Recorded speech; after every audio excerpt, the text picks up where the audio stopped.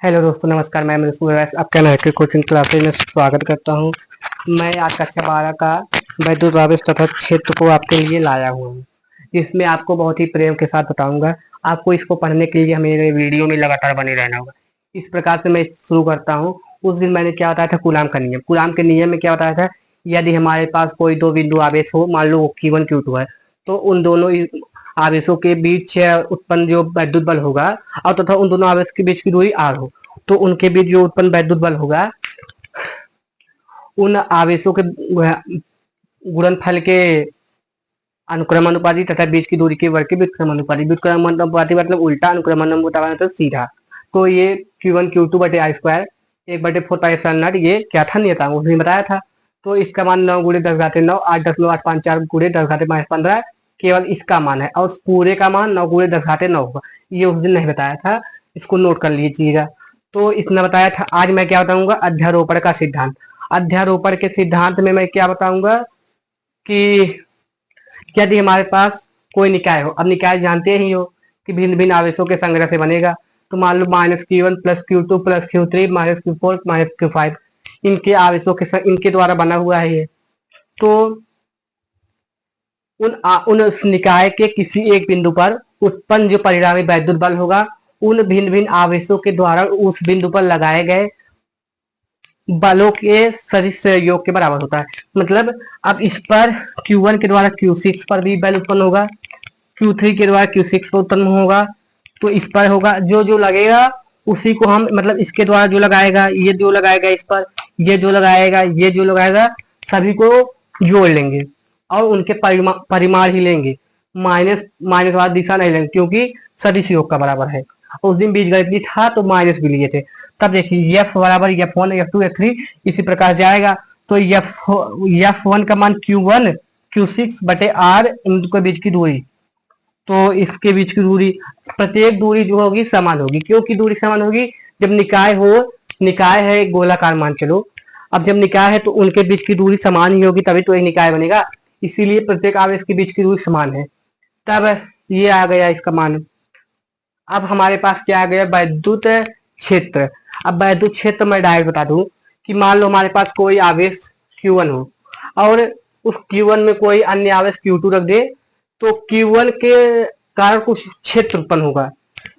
तो उस क्षेत्र का अनुभव ये भी दूसरा आवेश करेगा, जिसमें ये Q1 में रखे थे, दूसरा आवेश करने लगेगा, उसी को हम वैद्युत क्षेत्र कहते हैं। अब इसको हम संक्षेप में बता दें कि किसी आवेश के चारों ओर का वह क्षेत्र जिसमें रखा कोई अन्य आवेश उसके क्षेत्र का, पहले वाले आवेश के क्षेत्र का ही अनुभव करता है, उसे हम वैद्युत क्षेत्र कहते हैं। ये क्लियर हो गया हम लोग का। अब क्या है कि वैद्युत क्षेत्र रेखाएं। अब वैद्युत क्षेत्र रेखाएं क्या है कि मान लो हमारे पास कोई वैद्युत क्षेत्र है Q1, तो वैद्युत क्षेत्र को भी माइनस मान लो। तो किसी वैद्युत क्षेत्र में खींचा गया वह काल्पनिक निष्कोण वक्र, वैद्युत क्षेत्र में खींचा गया वह काल्पनिक निष्कोण वक्र रेखाएं जिन पर धन परीक्षण आवेश गति करती हैं, उसे हम वैद्युत क्षेत्र। अब काल्पनिक निष्कोण वक्र मतलब इसमें एक कल्पना पूर्वक हम मान ले कोई रेखा खींचा है इस प्रकार से, और निष्कोण वक्र मतलब किसी कोण पर जाता हो। फिर मतलब वैद्युत क्षेत्र में खींचा गया वह काल्पनिक निष्कोण वक्र रेखा है जिन पर केवल धन परीक्षण आवेश, मतलब चाहे वो माइनस के द्वारा आवेश उत्पन्न हुआ हो चाहे प्लस के द्वारा, लेकिन उसमें कोई धन परीक्षण आवेश की गति करेगा, उसे ये वैद्युत क्षेत्र रेखाएं कहते हैं। अब क्या आ गया कि वैद्युत क्षेत्र की तीव्रता। अब वैद्युत क्षेत्र की तीव्रता में क्या है,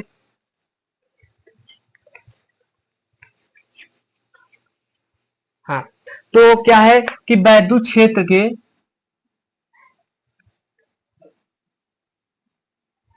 मान लो कोई वैद्युत क्षेत्र है, इस पे कोई भी आवेश रख दे,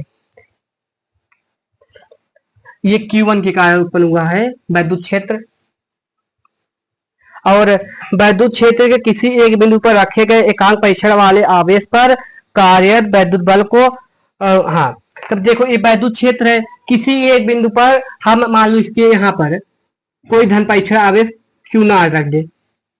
वैद्युत क्षेत्र के किसी एक बिंदु पर रखे गए धन परीक्षण आवेश के द्वारा उत्पन्न वैद्युत बल को हम क्या कहते हैं, वैद्युत क्षेत्र की तीव्रता।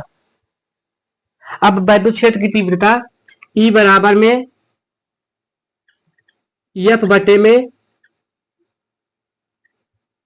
Q not. अब इसको हम संक्षेप फिर से बता दें कि यदि हमारे पास कोई वैद्युत क्षेत्र हो, उस वैद्युत क्षेत्र के किसी एक बिंदु पर हम कोई धन परीक्षण आवेश रख दें, तो उस धन परीक्षण आवेश के कारण उत्पन्न वैद्युत बल को, उस आवेश के कारण उत्पन्न वैद्युत बल को हम वैद्युत क्षेत्र की तीव्रता कहते हैं। अब ये आ गया कि जैसे ये आवेश था, इसी के द्वारा किसी एक कूलम धन परीक्षण आवेश के कारण उत्पन्न वैद्युत बल को हम कहते हैं वैद्युत क्षेत्र की तीव्रता। इसे हम वैद्युत क्षेत्र की तीव्रता कहते हैं। तो इसके बाद क्या आ गया, अब वैद्युत क्षेत्र की तीव्रता E बराबर F बटे क्यू नॉट। अब यहां से हम F का मान निकाल लें, F बराबर में E क्यू नॉट, फिर इसको मान आ गया। तब ये इसी प्रकार से मैं अपनी क्लास को यहीं पर रोकता हूँ। अब आप हमारे क्लास में लगातार बने रहिएगा ताकि आपको अच्छे से समझ में आए। धन्यवाद।